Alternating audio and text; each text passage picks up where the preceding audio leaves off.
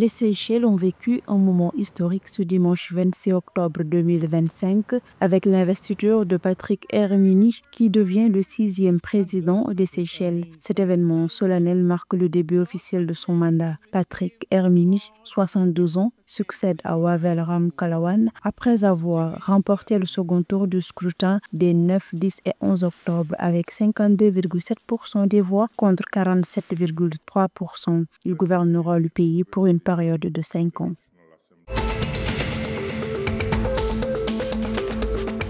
Le 23 octobre, les premières assises nationales de la filière vanille des Comores ont réuni acteurs publics et privés. L'objectif était de définir une stratégie pour relancer et structurer cette richesse historique de l'économie comorienne. L'ambition est de renforcer la gouvernance de la filière, d'élaborer une feuille de route stratégique et de faire de la vanille comorienne un produit de qualité, compétitif à l'international et durablement porteur de prospérité. La vanille représente environ 4% des exportations totales et demeure la deuxième exportation la plus importante des Comores.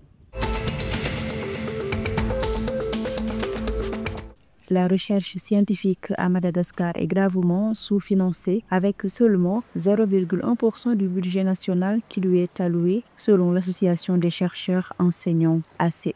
L'ACE estime que ce pourcentage devrait atteindre au moins 1% pour permettre aux chercheurs de travailler efficacement. À titre de comparaison, les pays développés y consacrent 2 à 3% de leur PIB et la moyenne africaine est de 0,4%. Cette situation place Madagascar parmi les pays les moins engagés dans la production de connaissances et d'innovation malgré le rôle crucial de la recherche dans le développement durable.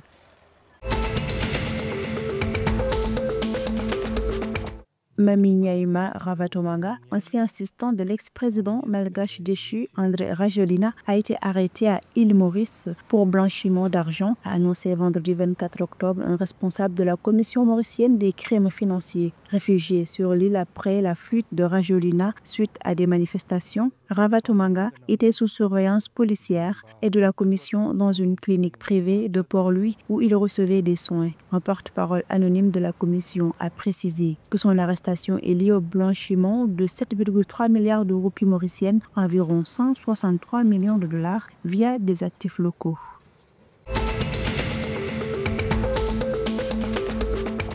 Le comité olympique mauricien a élu Richard Papy à la présidence de son nouveau comité exécutif pour la période 2025-2028, samedi 28 octobre. Cette élection s'est déroulée dans un contexte de tension concernant la gouvernance sportive à Maurice, le comité international olympique ayant critiqué la transparence et la gestion de l'institution. Richard Papy a pour mission de restaurer la crédibilité du mouvement olympique mauricien, de renforcer la confiance des fédérations sportives et de mieux soutenir les athlètes en vue des futures compétitions internationales.